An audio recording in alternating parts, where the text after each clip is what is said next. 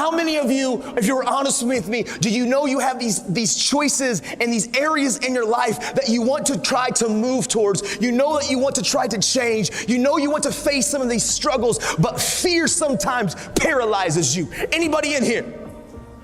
Yeah, man, I've learned in my journey that I have to skydive that thing. And here's what I mean. I know sometimes, as when I was growing up, I didn't trust anybody. I know things that happened to me. My dad abandoned me. I isolated.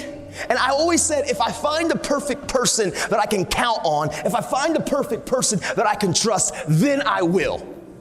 But the truth is that person's not here. People are people, and they're going to let you down. I've learned I can't put my trust and my confidence in the people, but it's in the process and the discipline and the action of the habit of finding the courage to punch fear in the face and take the step of beginning to trust people, which means I started talking, I started speaking. I learned to skydive that thing, and here's what I mean. There's a lot of fears and insecurities all of us have. We all have insecurities. Like it, love it, or leave it. We all have things inside of us that we try to keep secure because we have shame or guilt or embarrassment, or we care what others think.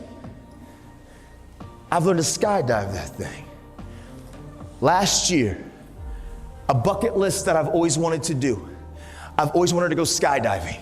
I'm an adrenaline junkie, but the problem is now, where I'm at in my life, I'm a husband and I'm a father. And I guess my wife doesn't approve of me jumping out of planes at 15,000 feet.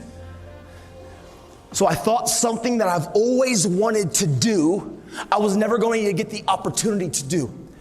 But I was in Oregon, and I got done early, and I saw a sign, and it said, Skydive Oregon. And so I was like, yep. I called my wife. If I can get my wife to say, yeah, we're all good. I called her and I'm like, hey, honey, I got done a little bit early. I've always wanted to. You know, it's something that I've desired to do. I think I'm going to go skydiving. Nah, I'm cool. I'm not going to. Yeah, maybe. Nah, I'm just kidding. I'm all right. I don't need to do that. It's not probably smart. And she says, I don't think she meant it at all, but she says, because I don't think she wanted to control me. She says, oh, no, honey, go for it. Do whatever you want to do. But yeah, if you don't want to do it, no big deal. That's cool too. Click. Dude, I know she didn't mean it. But my eyes got so big, she said yes. So 20 minutes later, I call her. I'm packed up. I got an instructor around me. I'm at Skydive Oregon, and I call her. Her eyes get so big, I hung up. She ain't saying no. I'm all in. But as I start going through the process of skydiving, as the instructor shows up, and as he starts walking me through this process, my anxiety started getting higher. Like, he started coming to me and saying, listen, here's your pack, here's your chute, here's how you're gonna fall. He put me on this counter. He said, this is my ninth jump today. I said, what, bro? 9 times?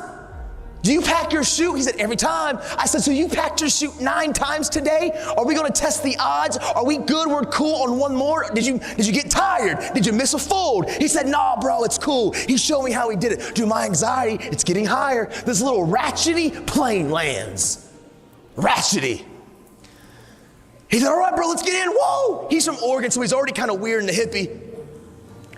As we get into the plane, we start ascending. He slides in behind me. My anxiety is on 10. Just like some of you, when you know you need to trust, you know that you want these areas in your life that you're insecure, and you get to the edge and fear paralyzes you and anxiety gets higher. Dude, I was right there. I've always wanted to do this, but through the process, I was so uncomfortable.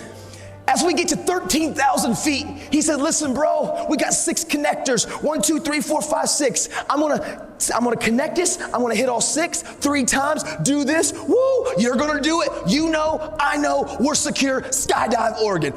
I'm like, 13K. He pulls the door up.